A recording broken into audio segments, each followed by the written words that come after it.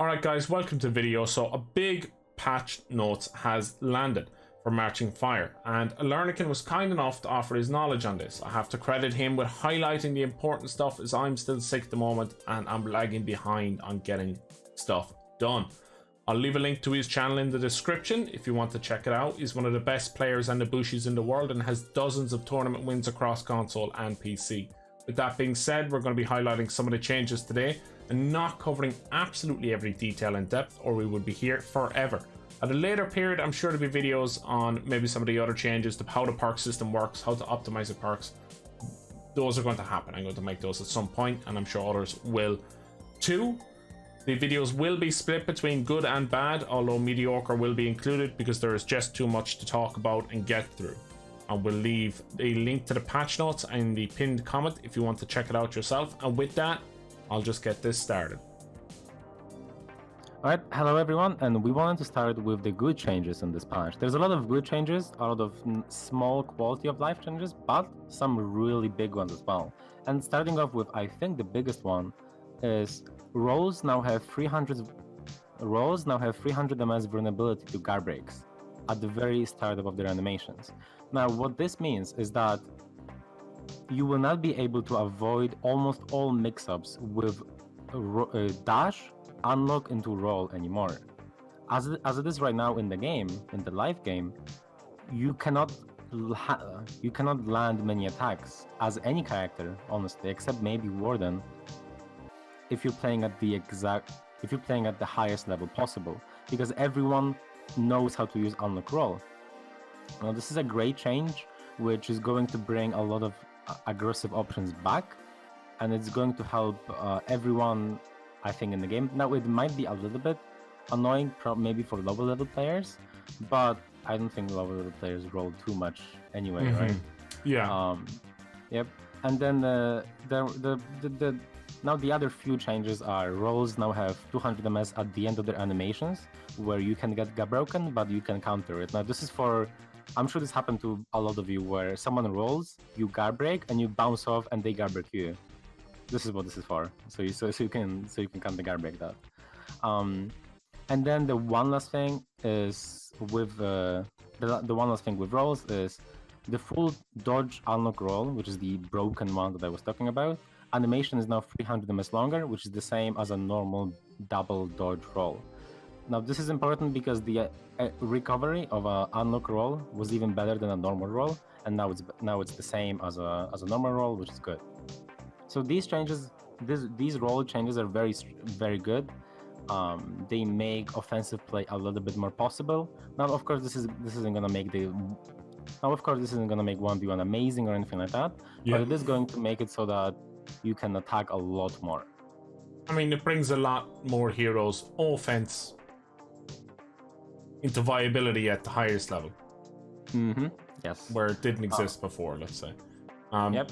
Well, not at any reasonable way anyway, so to speak.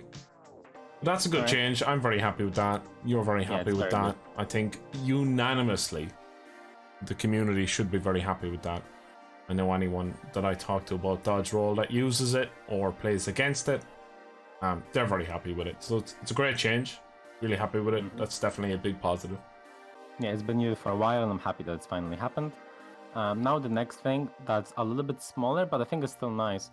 Out of log attacks on minions. Now, the way it's going to work right now in all modes is there will be no specific animations for out of log attacks. You will just be doing your normal attacks if you're out of log.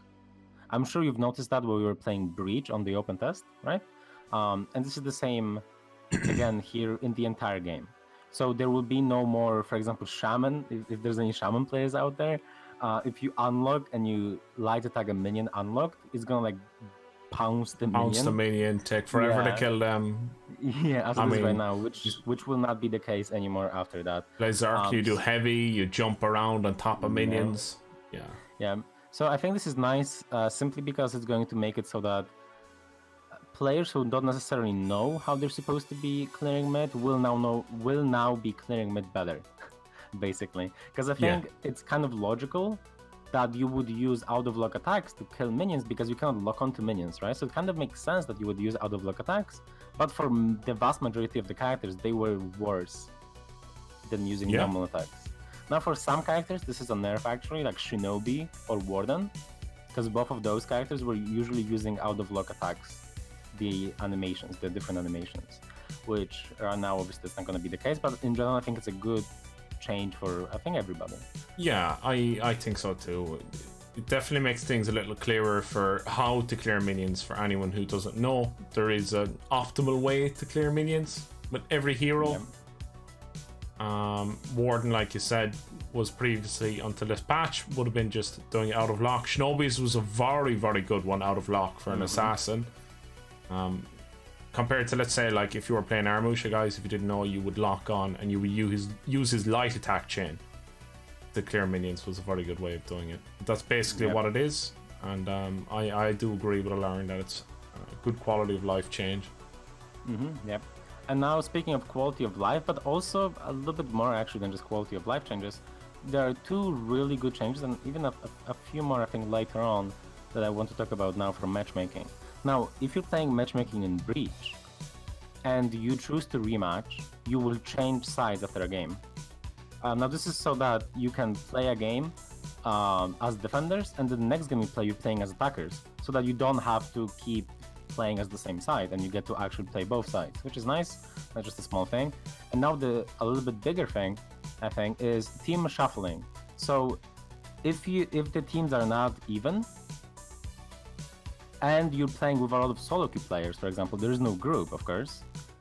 You will be in between games. The teams will be shuffled so that skill rating and skill in general is a little bit more even between the two teams. Yeah, I mean, the matchmaking changes I'm really happy with because I stream solo queue quite a lot of playing matchmaking, and even the first one you mentioned about getting different players or whatever, and the team shuffling combined with that. I mean, they're really good changes for people's experience in matchmaking. So I don't want to underrate them as just quality of life. They should have a large effect on your time playing the game. Yep. And one more change to matchmaking that you kind of touched on just now is if you re-enter matchmaking within 5 minutes after playing a game, you will not be matchmaked with the same people. That's so good. Yeah, and this also fixes the find new opponent thing in duels, where you playing as the same guy, you press find new opponent, you get the same guy again. I'm sure if you watch Twitch streamers or YouTube streamers that play at a decent MMR, you saw that a lot. Or if you just play by yourself at like late hours, I'm sure you've seen that many times. Now, of course, if you cannot find a game, what you can do is if you go into matchmaking and then cancel matchmaking, that will reset that list of quote-unquote blacklisted players. So you will be able to get those people again if there's like nobody else queuing. Yeah, I mean, that's great change. I'm really happy about the matchmaking changes. I didn't expect them to introduce these. I hadn't heard anything about it, no rumors about it or nothing like that. So I'm super happy about those changes because I know I'm going to end up playing some solo queue Breach. Oh yeah, on stream, and that could be some rough matchmaking. So with these, I'm a bit more positive about it. Yep. And just to finish off matchmaking, there's 2 more changes, I think. If there's any more, I can of course mention them later. But the 2 that I'm remembering right now are quit penalty is now reactivated. Welcome back, quit penalty. Welcome back. I don't know how it looked. I don't know how it took them so long. Hyperclaps in the chat. It is a 15-minute penalty every time someone quits a game during the game. So this is great. Absolutely. Now this will not be the exact same as ranked, where in ranked, anytime you leave, even if it's not your fault, like for example, your PC crashes or the game crashes or the servers fuck up or something like that, you lose the points that you would. You lose the points. You get the matchmaking penalty in ranked. Then this will not be like that in matchmaking. It is like in casual matchmaking, it will be just 15 minutes, and I think it's only if you leave by yourself. That should be great. That's a great change.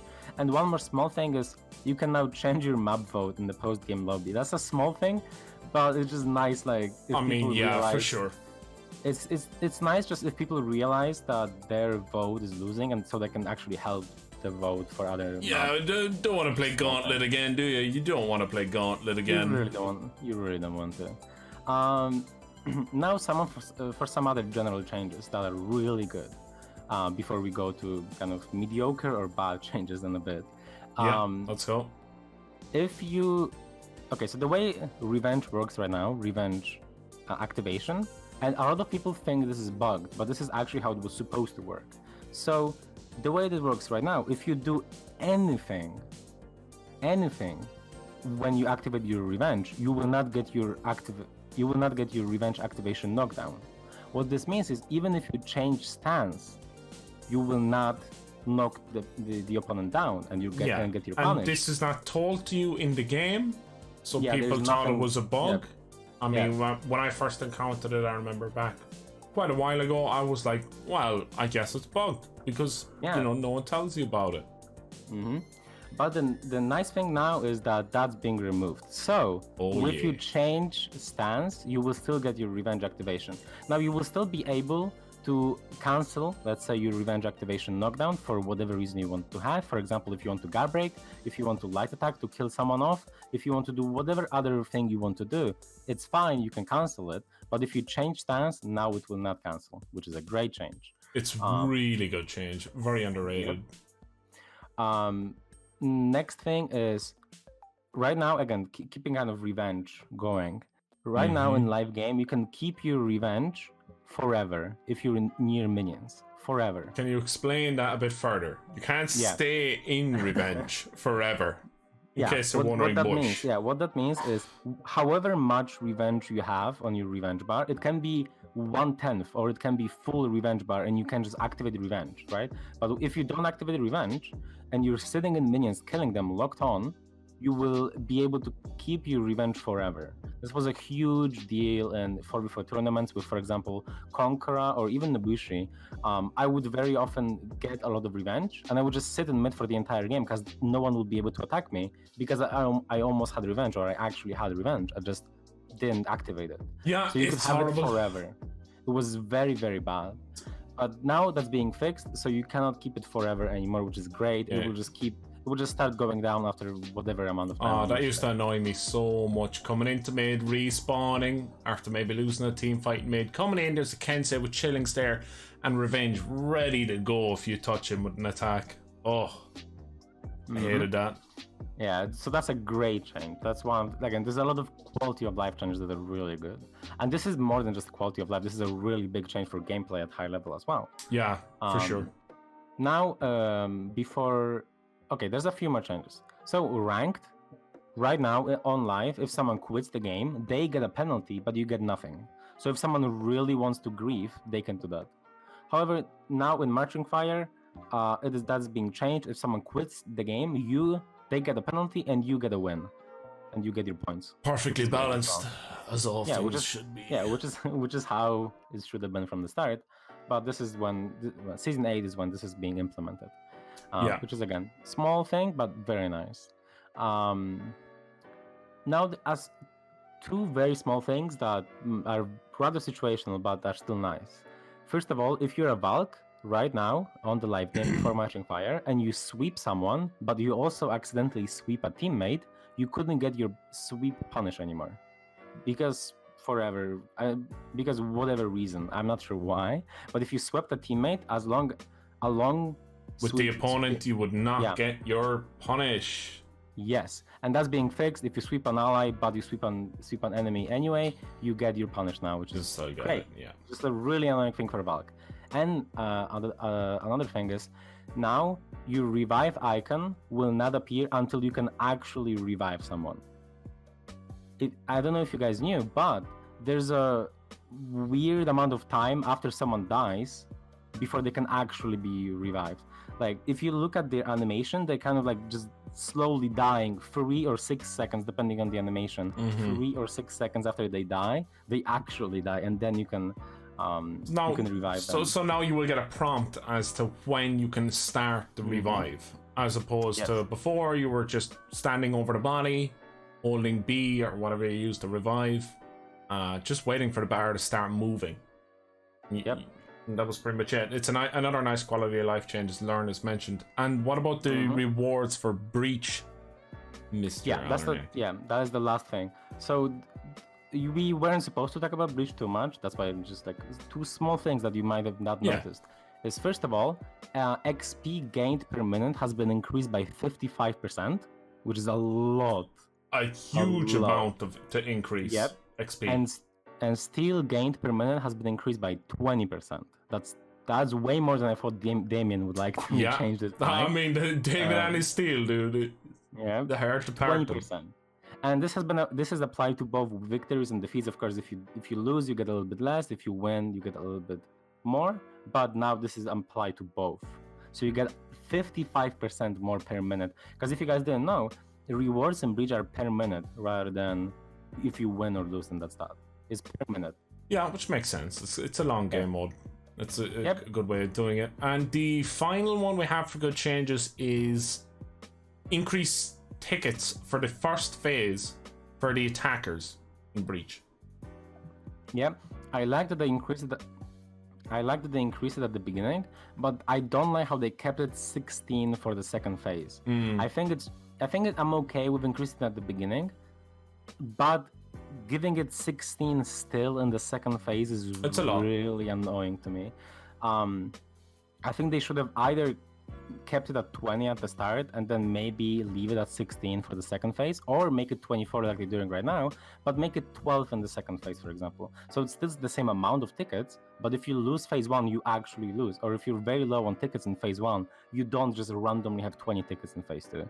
It's really annoying when playing as defender and you're about to win, but then they just barely get to phase 2 and you're like, oh, I guess I have to play this for 20 more minutes, even though the game is practically over, right? So that's, I'm not the biggest fan, but it's still a good change of, let's say it like that. It's more positive than negative for sure. With that, guys, that about covers the good changes video. Keep an eye out for the bad changes one, which will be coming up very soon right after this. I hope you enjoyed it, and if you did enjoy it, please make sure to drop a like or a comment with anything in it. All these sorts of things help support the channel, increase engagement, and the videos go places. We'll catch you later, guys. So long. Bye bye. It was the